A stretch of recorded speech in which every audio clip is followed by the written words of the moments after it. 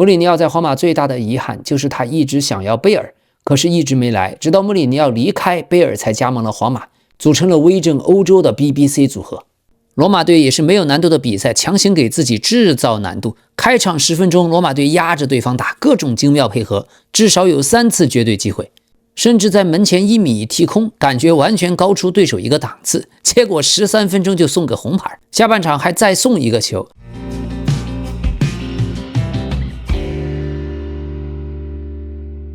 朋友們，今天的大消息又是皇馬，皇馬據傳已經在和埃梅里聯繫。具體怎麼個情況？阿維羅亞的帥位已經不穩了嗎？咱們慢慢道來。老規矩，喜歡的話歡迎您點讚、分享、評論和熱推。咱們這就開始關於皇馬主教練的新聞。最近幾天，皇馬和阿斯頓維拉的主教練埃梅里進行過談話。如果賽季末要更換教練，埃梅里是最可能的人選。皇馬已經在評估埃梅里是否對執教皇馬做好了準備。那麼今年夏天，皇馬會有多名球員的合同即將到期。這也有望釋放出巨大的薪資空間。過去，埃梅里曾經在2016年到2018年執教過巴黎聖日耳曼，那時候姆巴佩還小，還沒有拿過世界杯。當時在大巴黎，姆巴佩給內馬爾、給卡瓦尼打下手。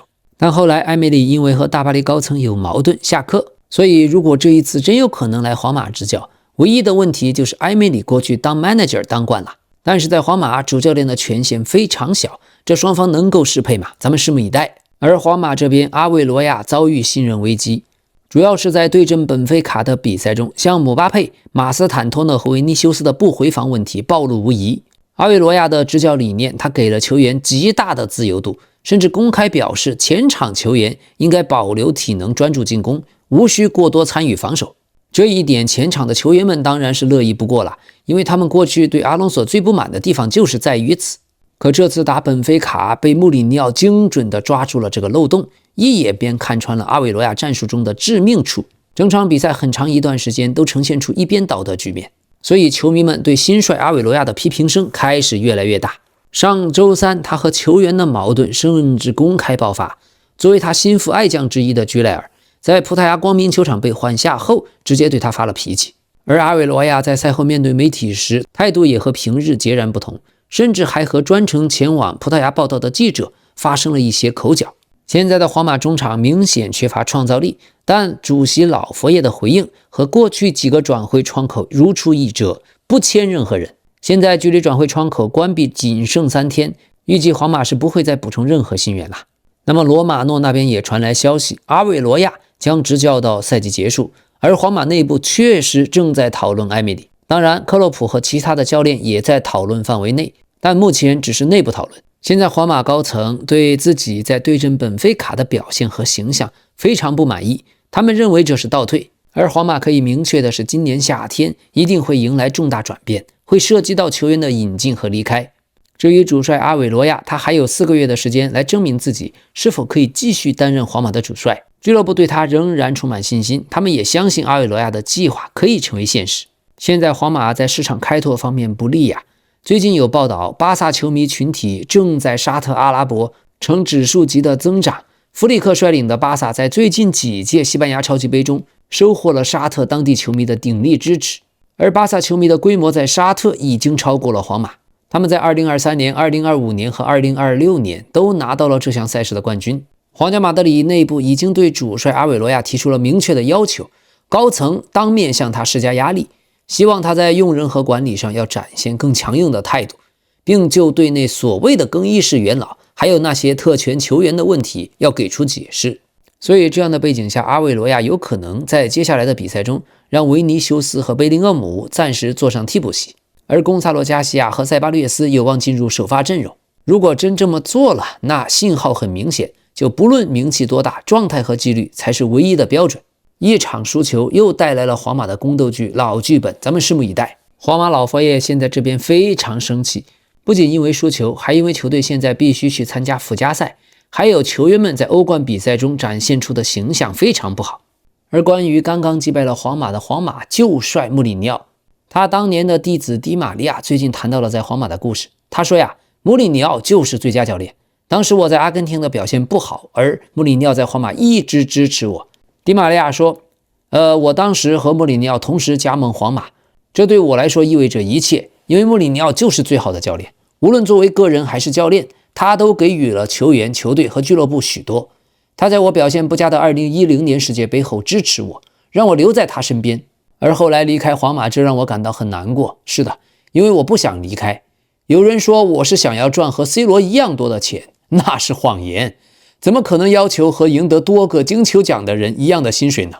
我在皇馬當時非常開心，也贏得了歐冠。主帥安切洛蒂也不想讓我走，但是 J 羅來了，我成了可以離開的那個。而安切洛蒂改變了我的位置，從邊鋒變成了中場。他是一個偉大的教練，也是一個非常好的人，我對他很有感情。我從未聽到任何人說安切洛蒂的壞話，他也在我面臨困境時支持過我，告訴我會在場上找到合適的位置的。有一次他在對陣奧薩蘇納時把我放在中場，我進了一個球，一切就都變了。我又重複了幾次，進了更多的球。安切洛蒂給了我許多關愛，我也盡力在場上回報他。所以在皇馬現在處於低谷的當下，回想一下當年穆里尼奧的皇馬，當時他想引進的球員沒有一個是水貨。穆里尼奧在皇馬最大的遺憾就是他一直想要貝爾，可是一直沒來，直到穆里尼奧離開，貝爾才加盟了皇馬，組成了威震歐洲的 BBC 組合。好的，巴薩方面，巴塞羅那即將簽下開羅國民的埃及鋒線新星哈姆扎·阿卜杜勒卡利姆，交易已經得到了羅馬諾的 Here We Go 的確認。這位埃及的超級天才將以租借外加買斷權的方式加盟巴薩，並且首先會加入巴薩 B 隊。本周六他就將飛抵巴塞羅那接受體檢。現在巴薩足球總監德科新計劃的一部分就是大量的年輕人。巴薩在去年9月任命了新的球探主管阿馬拉爾，現在他已經成為德科團隊的核心成員。接下來幾天，巴薩將完成年輕的前鋒哈姆扎還有邊鋒塔瓦雷斯的轉會，第3個將是帕西菲科，第4個就是簽昂斯坦，也接近完成。好，另外今天沙特吉達聯合這邊要求本澤馬大幅降薪，而球員感到被欺騙，拒絕代表球隊出場。本澤馬方面表示，俱樂部此前曾經做出過承諾，續約合同的待遇將和現有的合同持平，甚至有所提升，但最終球隊給出的續約方案卻包含了大幅度的降薪，這讓本澤馬感覺受到了欺騙。他認為這份續約報價是對自己的不尊重，既配不上自己的足壇地位，也和當前在賽場的表現不符，所以本澤馬選擇暫時停賽，遠離賽場，直到問題得到解決。這也讓俱樂部陷入了被動。本賽季這支沙特球隊的頭號射手本澤馬在聯賽14場打入了8球，在亞冠賽場也攻入4球。值得一提的是，這次給本澤馬發出正式報價的是沙特職業聯賽的足球總監。本澤馬的吉達聯合隊的管理層無力對抗聯賽的決定，而聯賽正是本澤馬的雇主，雇主並非吉達聯合隊，所以這對吉達聯合隊來說是一個重大打擊。他們失去了隊長，也是上賽季聯賽和杯賽雙冠王的主要功臣。目前傳出本澤馬已經準備離開沙特。那麼在社交媒體上，皇馬球迷和阿森納的球迷都開始了狂歡。皇馬的球迷希望傳奇中鋒回來，教教這批年輕人怎麼踢球。而阿森納的球迷是因為時隔20年終於有機會簽下自由身的本澤馬了。所以現在看來，一件事情的脈絡也就非常清晰了。除了 C 羅以外，沙特聯賽雖然有錢，但是他們非常精明，總是利用完球星的那幾年基本上就要清除，而且他們買人都是買那些沒有什麼轉會費卻有實力的球員，所以也算是過河拆橋，卸磨殺驢吧。好，再看看国米方面，國米為了佩里西奇提交的首份报價已經被埃因霍温拒絕，而國際米蘭心仍然不死，還在和對方保持接觸，試圖再次求購佩里西奇。佩里西奇雖然已經36歲了，但自律而且身體素質好。本賽季在荷蘭甲級聯賽15次首發，3個進球，7個助攻，狀態那仍然是相當的好。另一方面，國米已經和沙特的吉達联合就邊鋒莫薩迪亞比達成了個人協議，主教練齊沃也批准了這筆潛在的交易。這會是一筆租借交易，並且附帶3500萬歐元的買斷選項。現年26歲的穆薩迪亞比司職邊鋒。國際米蘭現在就在等待沙特公共投資基金和伊蒂哈德俱樂部的批准。今天的歐聯，10個人的羅馬1-1戰平了帕納辛納科斯隊，驚險晉級。開場15分鐘，羅馬隊的詹盧卡曼奇尼就被罰下，他是作為了最後一名防守隊員拉人犯規。而且在下半場第58分鐘，主隊帕納辛納科斯隊的塔沃爾達在左路小角度內切抽射破門，少打一人被逼到絕境的羅馬隊在第79分鐘焦沃科夫斯基禁區內頭球躍起破門，1-1終於扳平，所以意甲歐戰終於有個能直接晉級的了。兩個隊今天有意思，都是各自烏龍頭球助攻一次，但都踢得很差。羅馬隊也是沒有難度的比賽，強行給自己制造難度。開場10分鐘，羅馬隊壓着對方打，各種精妙配合，至少有3次絕對機會，甚至在門前1米踢空，感覺完全高出對手一個檔次。結果13分鐘就送個紅牌，下半場還再送一個球，好歹最後艱難拿到1分，剛好前8，玩的就是這麼刺激。另外，今天阿斯頓維拉在主場對陣薩爾茨堡紅牛，類似的也是3-2逆轉直接出現。上半場第33分鐘，維拉隊的明斯失誤，科納特門前掃射破門。第48分鐘，穆薩在禁區內接到傳中，腳後跟破門，維拉已經0-2落後。絕境之下發起反擊，第64分鐘，羅傑斯禁區內低射破門，1-2。